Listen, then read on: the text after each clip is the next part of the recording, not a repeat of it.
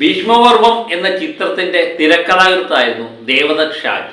അദ്ദേഹത്തിൻ്റെ 12 കൊല്ലത്തെ കാത്തിരിപ്പാണ് ഈ സംവിധാനം ചെയ്യുക എന്നുള്ളത്. ധീരൻ എന്നൊരു സിനിമ സംവിധാനം ചെയ്ത് മോശമില്ലാത്ത ഒരു അഭിപ്രായമാണ് ഈ ചിത്രത്തെ പറ്റി എനിക്കുള്ളത്. ഈ ചിത്രവുമായിട്ട് ബന്ധപ്പെട്ട് മാധവൻ്റെ കഥാപാത്രമാണ് ധീരനായിട്ട് വരുന്നത്. എൽദോഫ് എന്ന് പറയുന്ന കഥാപാത്രം നിറഞ്ഞാടിയ ചിത്രം തന്നെയാണ് ഈ ചിത്രം. നമുക്ക് പൊട്ടിച്ചിരിക്കാനുള്ള അനേകം മുഹൂർത്തങ്ങൾ ഈ ചിത്രം തരുന്നുണ്ട് എന്നുള്ളതാണ് ഏറ്റവും വലിയൊരു പ്രത്യേകത. ഒരു ചിത്രത്തെ പറ്റി ഞാൻ നോക്കി കാണുന്നത് എന്ന് പറയുന്ന ഒരു ചിത്രത്തെ വിലയിരുത്തുന്നതെന്ന് പറഞ്ഞാൽ ആക്ഷൻ ചിത്രമാണെങ്കിൽ ആ ടപ്പടപ്പടമേന്ന് അടി വേണം അല്ലേ, എപ്പോഴും അടിയിരിക്കണം. കോമഡി ചിത്രമാണെങ്കിൽ നമുക്ക് ഇടയ്ക്കിടയ്ക്ക് പൊട്ടിച്ചിരിക്കാനുള്ള, ഒരു കുടുംബ ചിത്രമൊക്കെ ആണെങ്കിൽ ഒരു ഇടയ്ക്കിടയ്ക്ക് പൊട്ടിച്ചിരിക്കാനുള്ള, പക്ഷേ ചിരിയോടെ നമുക്ക് കണ്ടിരിക്കാനുള്ള ഒരു ചിത്രമാണെങ്കിൽ വളരെ ഭംഗിയായിരിക്കും എന്ന് തന്നെയാണ് എൻ്റെ ഒരു അഭിപ്രായം. കാരണം ഇതിനകത്ത് സെൻറ്റിമെൻറ്റ്സും കോമഡിയും ഇമോഷൻസും പിന്നെന്താ ആക്ഷനും എല്ലാവരും കൂടെ ചേർന്നൊരു കംപ്ലീറ്റ് പാക്കേജ് ആണെങ്കിലുണ്ടല്ലോ വളരെ നല്ല ചിത്രമാണെന്നാണ് എൻ്റെ ഒരു വെപ്പ്. അല്ലാതെ ലോകോത്തര നിലവാരം പുലർത്തിയോ ഇല്ലയോ എന്നൊന്നും ഞാൻ പറയുന്നില്ല.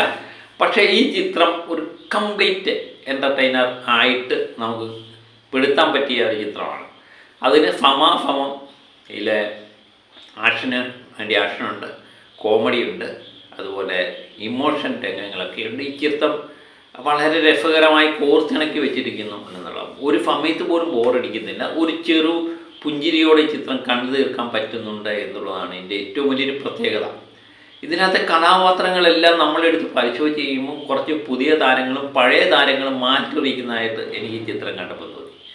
കാരണം പഴയ താരങ്ങളായ സുധീഷ്, മനോജ് ജയന്, വിനീത്, ജഗദീഷ്, എന്താ പറയുന്നത്, അശോകൻ, ഇവരെല്ലാം തന്നെ ഈ ചിത്രത്തിലുണ്ട് എന്നുള്ളതാണ്. പഴയ യൂത്തന്മാരൊന്നിച്ചപ്പം കറക്റ്റ് പറഞ്ഞാലൊരു പ്രത്യേക വൈബ് കിട്ടി ആ ചിത്രത്തിൽ. കാരണം അവരുടെ കോമഡി ആയാലും എല്ലാ സെൻറ്റിമെൻറ്റ്സും ആയാലും വളരെയധികം വർക്കൗട്ടായിട്ട് ഉണ്ട് എന്നുള്ളതാണ് പ്രത്യേകത. വിനീതിൻ്റെ കഥാപാത്രം വിനീത് വേറെ ലെവലിലേക്ക് ഉയർന്നതായിട്ടാണ്. മികച്ച ഒരു അഭിനയ പ്രാധാന്യമുള്ള ഒരു കഥാപാത്രമായിട്ട് വിനീത് വരുന്നുണ്ട്. അത് മികച്ച രീതിയിൽ തന്നെ വിനീതിനെ ഇനിയുള്ള സിനിമ സംവിധായകർ പ്രയോജനപ്പെടുത്തും എന്ന് തന്നെയാണ് ഞാൻ പ്രതീക്ഷിക്കുന്നത്. മീനത്തിൽ പാഫിലിൻ്റെ ഒരു തെറ്റില്ലേ, മീനത്തിലെ മാനത്തെ വെള്ളിത്തേര് എന്ന് പറഞ്ഞ ചിത്രത്തിൽ മികച്ച ഒരു അഭിനയത്തിലൂടെയാണ് വിനീത് എന്ന് പറയുന്ന നടൻ തന്നെ ശ്രദ്ധിക്കപ്പെടുന്നത്. അദ്ദേഹത്തിൻ്റെ നല്ല മികച്ച ഒരു അഭിനയം തന്നെയായിരുന്നു ആ ചിത്രം, നായകനായിട്ട് വന്ന ചിത്രത്തിലൂടെ. പക്ഷെ അതിനുശേഷം അതിനകത്ത് വേണ്ടത്ര വിധം പ്രയോജനപ്പെടുത്താൻ പറ്റുമോ എന്നുള്ള സംശയമാണ്. പക്ഷേ ഈ ചിത്രത്തിൽ അദ്ദേഹത്തിൻ്റെ ഒരു തിരിച്ചുവരവെന്നൊക്കെ വിശേഷിപ്പിക്കാവുന്ന മികച്ചൊരു റോള് തന്നെയാണ് അദ്ദേഹം കൈകാര്യം ചെയ്തത്. അതുപോലെ ജഗദീഷ് വളരെ ഭംഗിയായിട്ട് കൈകാര്യം ചെയ്തിട്ടുണ്ട്. ഈ ചിത്രത്തിലെ ജഗദീഷിൻ്റെ കഥാപാത്രം പറയുന്ന ഒരു ഡയലോഗുണ്ട്, ഭൂമിയിൽ നടക്കുന്ന സകല കാര്യങ്ങൾക്കും 2 ആംഗിൾ ഉണ്ട് എന്നുള്ളത്. ഈ ചിത്രത്തിൽ ഉടനീളം എനിക്ക് തോന്നുന്നു അതിൻ്റെ ചുവട് പിടിച്ചാണ് ചിത്രം മുന്നോട്ട് പോയിരിക്കുന്നത്. സത്യമായ കാര്യമാണ്. അപ്പം ജഗദീഷിൻ്റെ കഥാപാത്രം പറയുന്ന ആ ഡയലോഗിലൂടെയാണ് ചിത്രം മുന്നേറുന്നത് എന്ന് കൃത്യമായിട്ട് നമുക്ക് മനസ്സിലാവും. എൽദോഫ് എന്ന് പറയുന്ന വ്യക്തി അത് ഒരു സമയത്ത് നാട്ടുകാർ മൊത്തം വെറുക്കുന്ന ഒരു വ്യക്തിയായിട്ട് മാറുന്നു. അവസാനം പുള്ളിയെ എല്ലാവരും ഇഷ്ടപ്പെടുന്ന വ്യക്തിയിലേക്കുള്ള മാറ്റം, അങ്ങനെ ഒരു കഥ പറഞ്ഞു പോകുന്ന രീതി, അതിൽ രാജേഷ് മാധവൻ മികച്ച രീതിയിൽ തന്നെ ഈ ചിത്രം കൈകാര്യം ചെയ്തിട്ടുണ്ട്. അതുപോലെ തന്നെ ഞാൻ പറഞ്ഞില്ലേ, ഇതിനകത്ത് പുതിയ താരങ്ങളായ ശബരീഷ് വർമ്മ, അരുൺ ചെറുകാവിൽ എന്നിവരൊക്കെ അഭിനയിച്ചിട്ടുണ്ട്. എനിക്ക് മിക്കവാറും എല്ലാവരും പേരറിയില്ല, ഞാൻ അതുകൊണ്ട് കുറിച്ച് വെച്ചേക്കാം. അതുപോലെ സിദ്ധാർത്ഥ് ഭരതൻ മികച്ചൊരു കഥ. സിദ്ധാർത്ഥ് ഭരതനൊക്കെ എനിക്ക് തോന്നുന്നു വ്യത്യസ്തമായ കഥാപാത്രങ്ങളൊക്കെ ഇപ്പം കൈകാര്യം ചെയ്യുന്നുണ്ടായിരുന്നു. ഇങ്ങനെയൊക്കെയുള്ള കഥാപാത്രങ്ങൾ വരും. നായകനേക്കാൾ ഉപരി ഇങ്ങനെയുള്ള കഥാപാത്രങ്ങളൊക്കെ അദ്ദേഹത്തിന് വളരെയധികം യോജിച്ച കഥാപാത്രങ്ങൾ തന്നെയാണ്. അത് അദ്ദേഹത്തിൻ്റെയും ഒരു പ്രസൻറ്റ് നമുക്ക് ഫീൽ ചെയ്യുന്നുണ്ട്. അതുപോലെ ഇതിൻ്റെ വില്ലനായി വന്ന ശരവണനായ കഥാപാത്രം, അദ്ദേഹത്തിൻ്റെ പേര് ശ്രീകൃഷ്ണ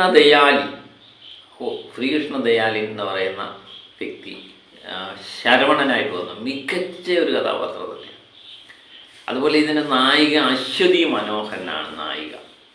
അങ്ങനെ പുതുമുഖങ്ങളും പഴയ മുഖങ്ങളും ഒക്കെ നിറഞ്ഞാടിയ ഒരു ചിത്രം തന്നെയാണ് ധീരൻ. ധീരൻ എന്ന് പറയുന്നത് ഞാൻ പറഞ്ഞില്ലേ, ഒരു വശത്ത് നമ്മുടെ അശോകൻ ജഗദീഷ്, മനോജ് ജയൻ, ഫുദീഷിൻ്റെയൊക്കെ ചില ഡയലോഗുകളുണ്ട്. സത്യം പറഞ്ഞാൽ പൊട്ടിച്ചിരിക്കുന്ന പോകുന്ന ചില ഡയലോഗ്, ചില ഇടയ്ക്കിടയ്ക്ക് ഇടുന്ന ചില സാധനങ്ങളുണ്ട്. അതൊക്കെ പറഞ്ഞാൽ ഭയങ്കര സാധനമാണ്. ഫുദീഷിനെയൊക്കെ എനിക്ക് തോന്നുന്നു ഒരു രണ്ടാമത്തെ ഒരു വരവ് പോലെ തോന്നി ആ ചിത്രം കണ്ടപ്പോൾ. മികച്ച ഒരു കഥാപാത്രമായിട്ട് ഫുദീഷും തിളങ്ങുന്നുണ്ട്. എല്ലാ കഥാപാത്രങ്ങളും സാമാന്യം അവർക്ക് പറ്റിയ റോള് തന്നെയാണ് അവർ കൈകാര്യം ചെയ്തിരിക്കുന്നത്. ആ കാര്യത്തിൽ സംവിധാനം നമ്മൾ അഭിനന്ദിച്ചേ പറ്റും. കാരണം കൃത്യമായിട്ട് റോള് കൊടുക്കാൻ അവർക്കെല്ലാം തന്നെ പറ്റിയിട്ടുണ്ട്. ആരും മോശമാക്കിയിട്ടില്ല എന്ന് തന്നെയാണ് ചിത്രം കണ്ടപ്പോൾ എനിക്ക് തോന്നിയത്. അതുപോലെ വേറെ ഒരു പ്രത്യേകത എന്ന് പറയുന്നത് ഇതിൻ്റെ സംഗീതം മുജീബ് മഹ്ജീദ് എന്ന് പറയുന്ന വ്യക്തിയാണ്.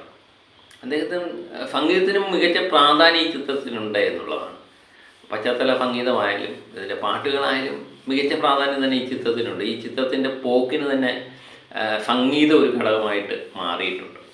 അതുപോലെ ഇതിൻ്റെ നിർവഹിച്ചിരിക്കുന്നത് എന്ന് പറയുന്നത് നമ്മുടെ ലോകിത് ദാസ്, നമ്മുടെ മികച്ച ഭരതവും കമലദളവും ഇഫൈൻ എഫ് അബ്ദുള്ളയൊക്കെ തിരക്കഥ എഴുതിയ നമ്മുടെ ലോകിതദാസിൻ്റെ മകൻ ഹരികൃഷ്ണൻ ലോകിതദാസാണ് ഈ ചിത്രത്തിലെ ഛായാഗ്രഹണം നിർവഹിച്ചിരിക്കുന്നത്.